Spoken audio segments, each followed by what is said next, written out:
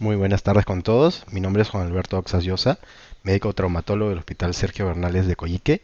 Mi correo es joy2279@hotmail.com para cualquier consulta sobre el tema del día de hoy, que va a ser traumatismo de pelvis, el cual eh, es un tema muy importante en el manejo de las emergencias en todo centro hospitalario. Comenzamos con la clase de la tarde, que es traumatismo de la pelvis. Para empezar, primero tenemos que conocer qué temas vamos a desarrollar. El primero es la anatomía de la pelvis, las generalidades mismas del traumatismo de la pelvis, el diagnóstico, la clasificación y el tratamiento de las mismas. Bueno, recordemos un poco de anatomía.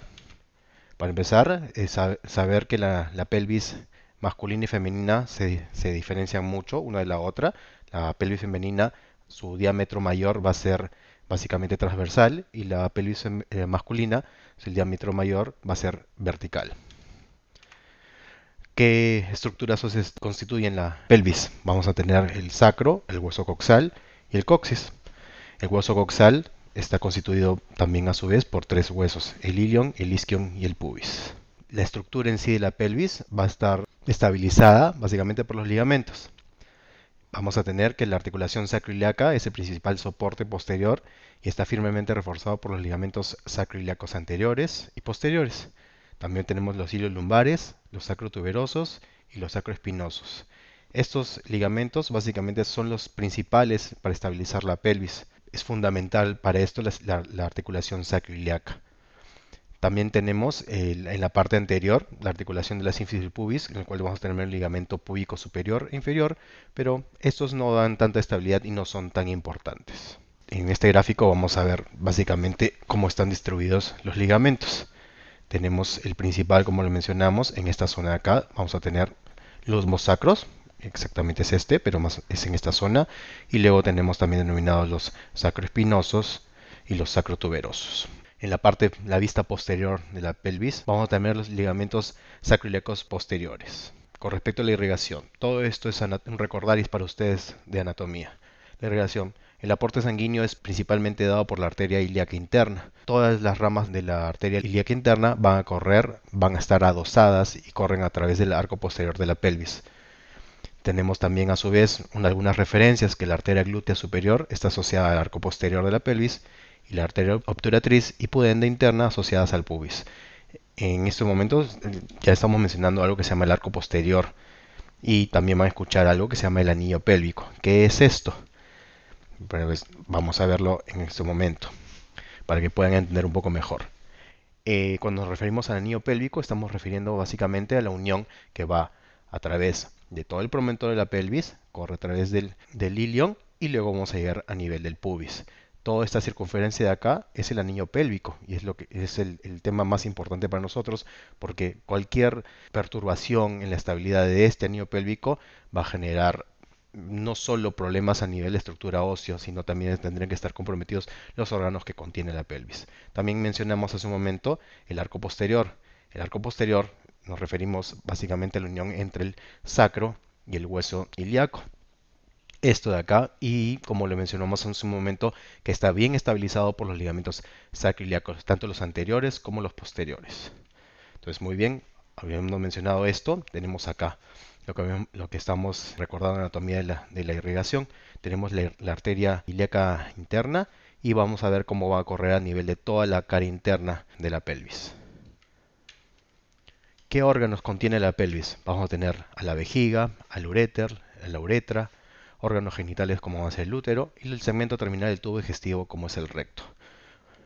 ¿Qué es lo más importante a nivel de la pelvis? No solo la estructura ósea, como lo mencionamos hace un momento nada más, son las estructuras que contiene la misma pelvis.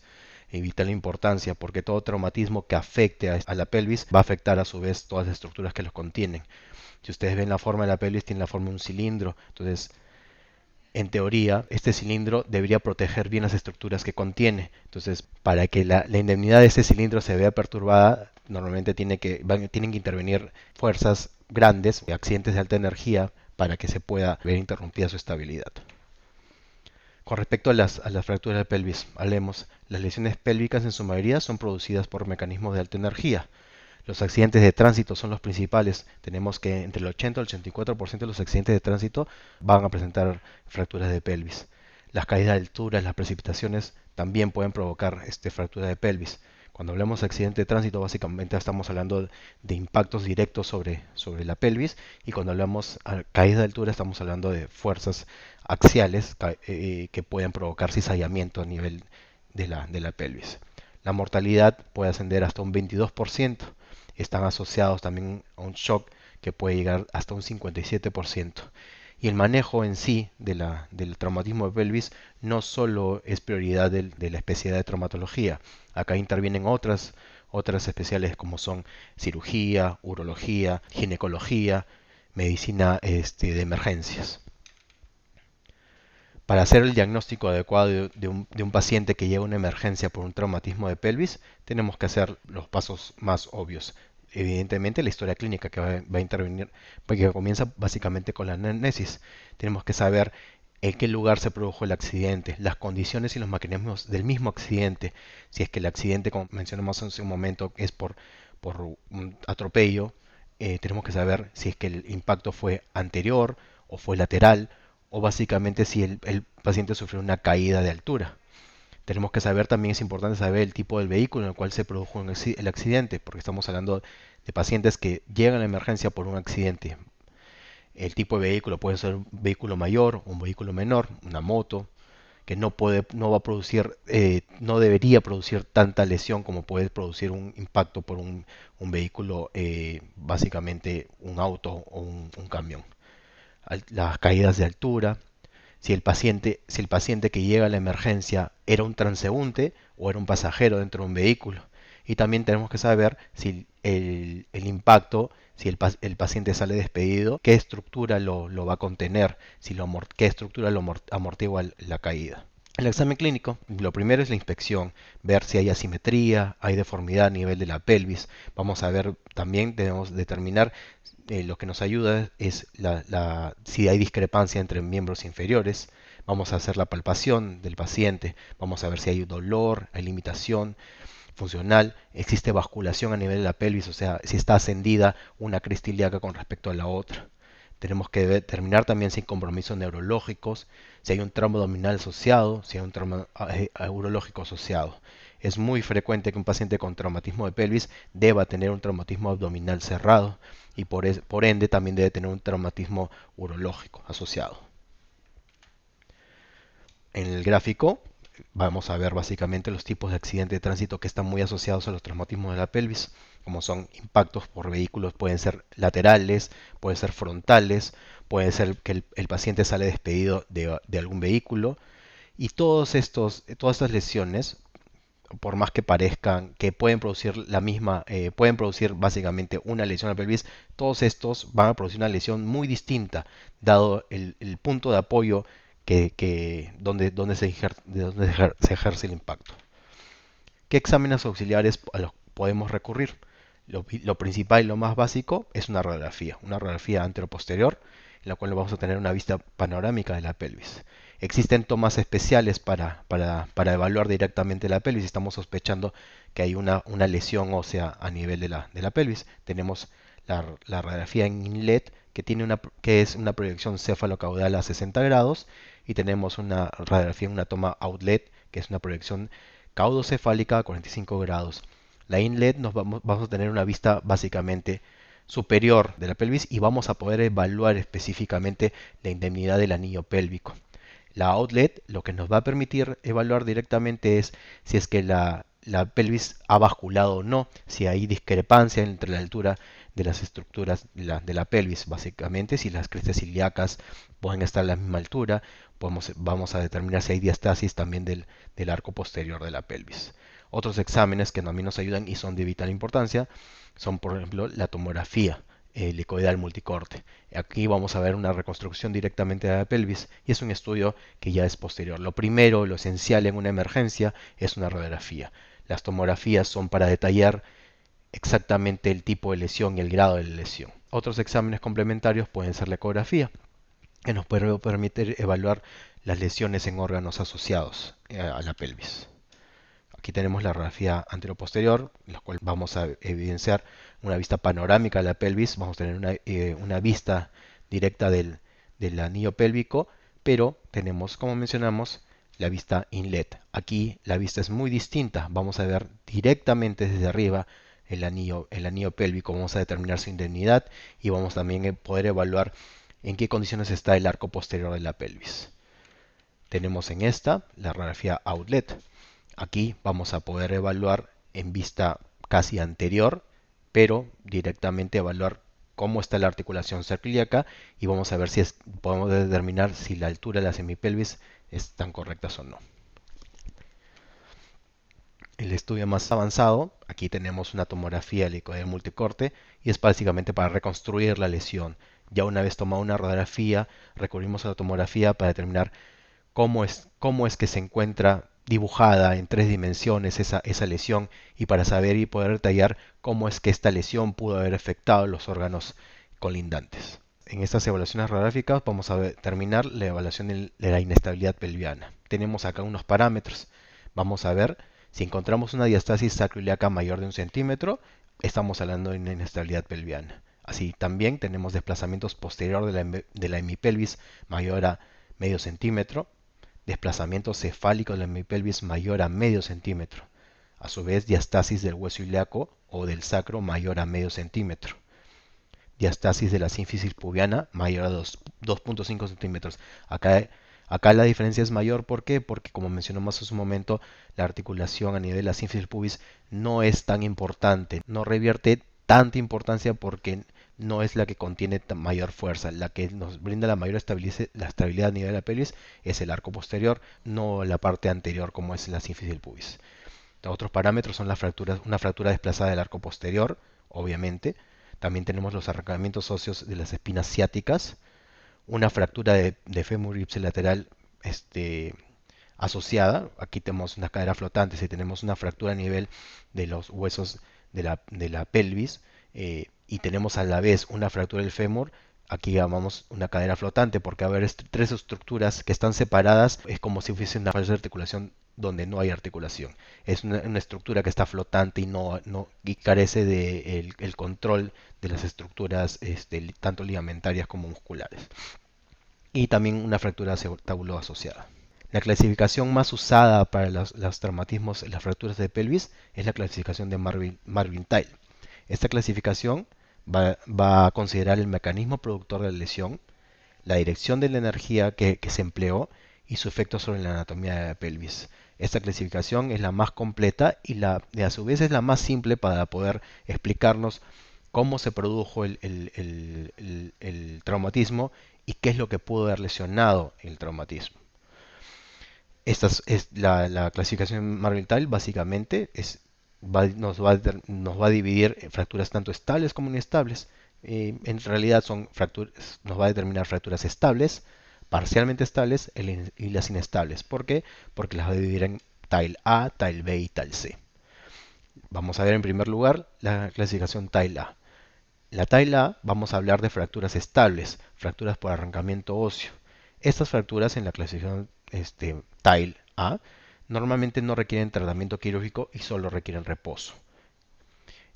Para explicarles, ahorita vamos a entrar detalladamente, pero vamos a explicarles que en la clasificación Tile A normalmente no debería haber afectación del anillo pélvico. El anillo pelviano está indemne, no se va a ver afectado su estructura. Puede haber fracturas que están periféricas al anillo pélvico o puede haber fracturas que están adyacentes directamente al anillo pélvico, pero este anillo pélvico mantiene su indemnidad, mantiene su estructura normal. Entonces, va a haber subdivisiones, Tile A1, A2 y A3, y esas a su vez también subdivisiones. A ver, viendo y hablando del tema. La Tile A1. Estas fracturas son las que no tienen, como mencioné en su momento, no hay compromiso del anillo pélvico. Podemos encontrar avulsiones de la espina o la tuberosidad isquiática. En las A1, no todas las fracturas que podemos encontrar son directamente alrededor del anillo pélvico y no va a tocar el anillo pélvico. Aquí el anillo pélvico que está bien diferenciado con un círculo celeste, esté indemne y las fracturas van a encontrarse alrededor. Aquí vamos a encontrar el alerón de los huesos ilíacos, o también podemos encontrar fracturas a nivel de tuberosidad isquiática, más no fracturas que van directamente en el anillo pelviano. Luego tenemos la style A2. En estas fracturas sí podemos ver que las fracturas están colindantes al anillo pélvico, como tenemos acá a nivel de las sínfisis del pubis, las ramas isquio o iliopúbicas, o huesos, el nivel del alerón del hueso ilíaco. En estas sí se pueden encontrar fracturas adyacentes, más no se va a alterar, como repito, la indemnidad del anillo pélvico. Y las tal A3 son las más sencillas, en las cuales la fractura directamente va a estar asociada a nivel del sacrocoxis. Una fractura transversal del sacrocoxis que no afecta bajo ningún punto de vista el anillo pélvico. Pasamos a las TILE B. Estas TILE B son las que mencionamos hace un momento, son las parcialmente estables. Son fracturas en las cuales podemos encontrar alteración del anillo pélvico, pero solo a nivel de rotación, más no a nivel de carga axial o estabilidad vertical. ¿Cómo es esto? Podemos encontrar fracturas en las cuales el traumatismo puede haber provocado una rotación externa o interna a nivel de las estructuras del anillo pélvico, como es esta. Acá hay una rotación externa de esta parte del hueso coxal. O puede haber fracturas en las cuales va a ser una rotación interna del mismo. Entonces, todas las fracturas puede haber una alteración a nivel rotacional, más no va a haber no se va a ver afectada la estabilidad vertical. ¿Por qué? Porque el anillo pélvico siempre se va a ver afectado solo en una zona, que básicamente en esta sería la parte anterior, más la parte posterior siempre va a estar unida. Siempre se una a nivel de la articulación sacroiliaca anterior o posterior, que está, como habíamos mencionado desde un comienzo, estabilizado por los ligamentos sacroiliacos, tanto anteriores como posteriores. Ahondando en el tema, tenemos la style B1, en las cuales estas son fracturas llamadas en libro abierto. Acá las lesiones son porque hay un traumatismo antero-posterior, en lo cual hay una compresión de la pelvis, y los huesos de la pelvis lo que van a hacer es rotar hacia afuera. El traumatismo genera una compresión y lo que hace la pelvis es liberar energía abriéndose a nivel de la sínfisis del pubis. ¿Y qué es lo que sucede cuando se abre a nivel de la sínfisis del pubis? Va a sufrir la articulación sacroiliaca, en la cual se va a abrir la parte anterior, pero la parte posterior siempre se mantiene unida. Entonces, habíamos hablado que se encuentra indemne, parcialmente estable el anillo pélvico. Sí, porque por más que en esta parte se abre la articulación, en esta parte sí se mantiene unido porque se cierra la articulación. La style B2, vamos a encontrar la lesión opuesta, que estas son fracturas por rotación interna. Acá lo que va a hacer es que la lesión va a haber un mecanismo de compresión lateral, en lo cual va a hacer que la hemipelvis rote hacia adentro. Y acá, ¿qué es lo que sucede? Todo lo opuesto a lo anterior. Acá, la articulación sacroiliaca en la parte posterior, su cara posterior, se va a abrir, pero en la cara anterior se va a cerrar. Entonces, sí se mantiene todavía la indemnidad del anillo pélvico hasta cierto punto, porque la articulación todavía se mantiene unida. Estas lesiones se llaman lesiones en asa de Valde, si no lo había mencionado. Y luego tenemos la clasificación, la TILE B3. En la TILE B3 es directamente una combinación de las anteriores. ¿Qué tenemos acá? La TILE B3-1, en la cual vamos a encontrar una lesión a nivel de libro abierto bilateral. Vamos a encontrar que las dos semipelvis se abren, los cuales vamos a encontrar compresiones bilaterales a nivel de la cara posterior de la articulación sacroiliaca.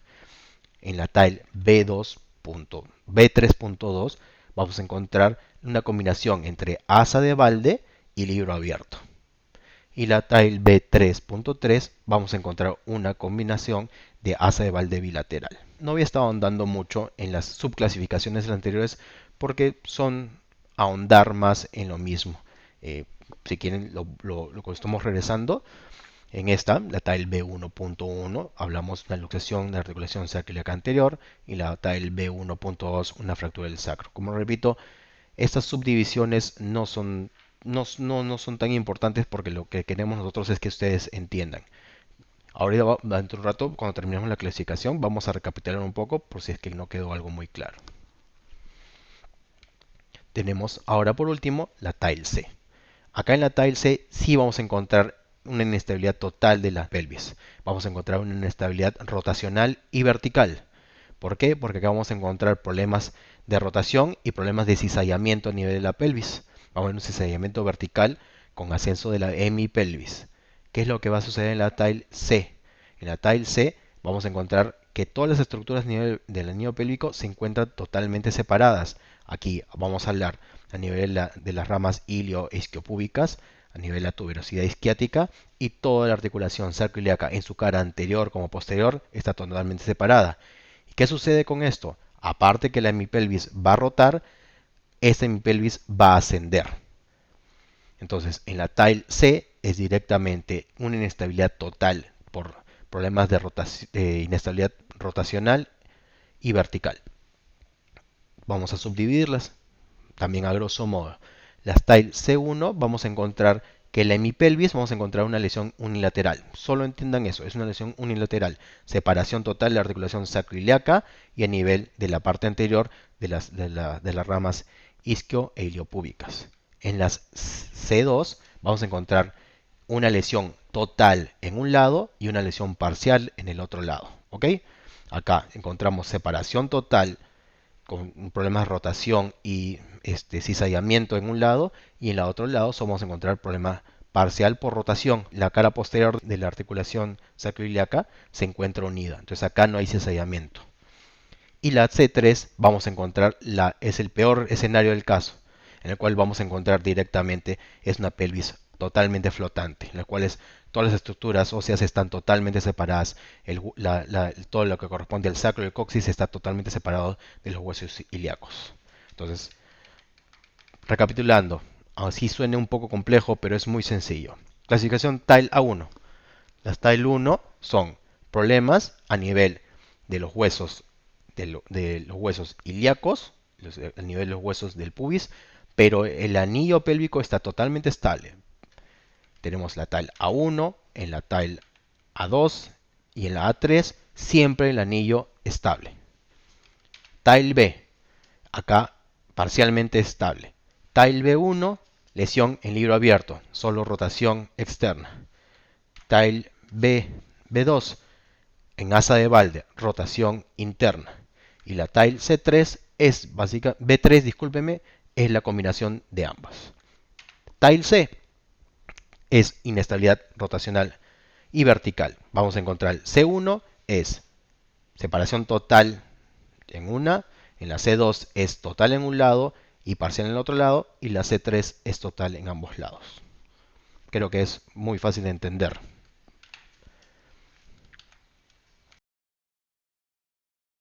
Vamos a ver otra vez el gráfico de las mismas.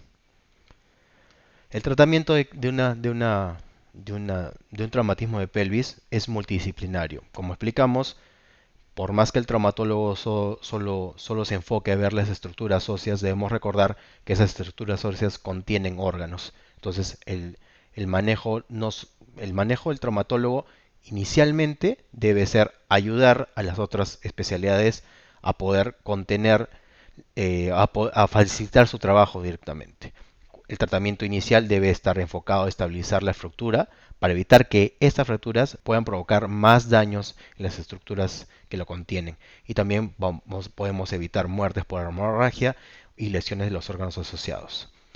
Este es el tratamiento inicial. Cuando el paciente llega a la emergencia, ¿qué es lo que debe hacer el traumatólogo directamente? Es estabilizar la fractura, buscar la forma en la cual esas estructuras óseas no lesionen más órganos o no puedan directamente provocar una lesión si es que no lo hubo inicialmente, por manipulación, por traslado del paciente.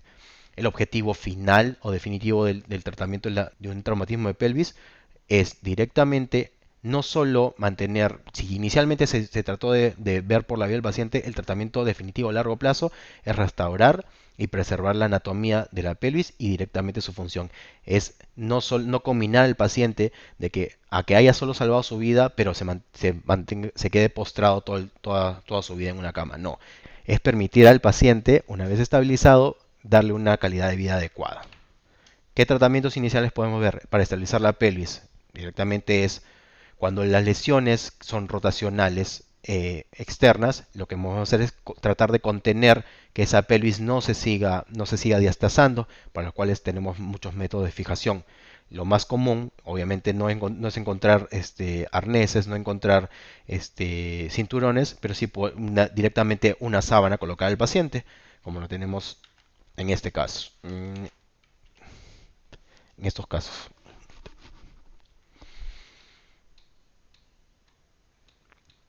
Tratamiento de emergencia, estabilizar. Estos ya son pacientes en los cuales ya se estabilizó, ya se corroboró que no hay una lesión mayor, y lo que se hace en un paciente cuando tiene una diastasis de la pelvis, se les puede colocar más allá de cualquier faja o cualquier cinturón, es colocarlos en una hamaca. ¿Para qué? Para que su propio peso ayude a que se cierre la pelvis. Esos son los tratamientos ortopédicos. El tratamiento quirúrgico es directamente colocación de material de osteosíntesis. Pueden ser tanto fijadores externos para cerrar básicamente la diastasis de la pelvis, o pueden ser tratamientos directamente de las fracturas, como en esos casos en los cuales se puede hacer directamente placas, tornillos. Estas son placas de reconstrucción para directamente unir, en este caso, las ramas, las ilio y las isquiopúbicas, o también directamente unir la articulación sacroiliaca. Esto es básicamente el tratamiento del traumatismo de la pelvis. Nos hemos abocado directamente, fundamentalmente, a determinar, para poderles explicar a ustedes cuál es la clasificación de las fracturas de la pelvis y el manejo inicial, como lo mencionamos, que es multidisciplinario, es de ayuda a las demás especialidades, y el tratamiento quirúrgico, que es un tratamiento que puede ser diferido. El tratamiento quirúrgico de emergencia solo va a estar combinado cuando esta fractura, o las fracturas que pueden existir, pueden estar lesionando algún órgano. En este caso, por ejemplo, si tenemos una fractura de las ramas isquioiliopúbicas, si estas fracturas pueden estar dañando, lesionando, por ejemplo, la vejiga, el tratamiento inicial de emergencia es estabilizar esa fractura para que no lesione más o no pueda tener la posibilidad de lesionar los órganos blancos. ¿Okay? Lo demás son tratamientos que son diferidos a largo plazo, y, como les mencionamos, es para darle calidad de vida al paciente y que las estructuras anatómicas de la pelvis ósea pueda quedar correcta. Eso sería todo. Muchas gracias.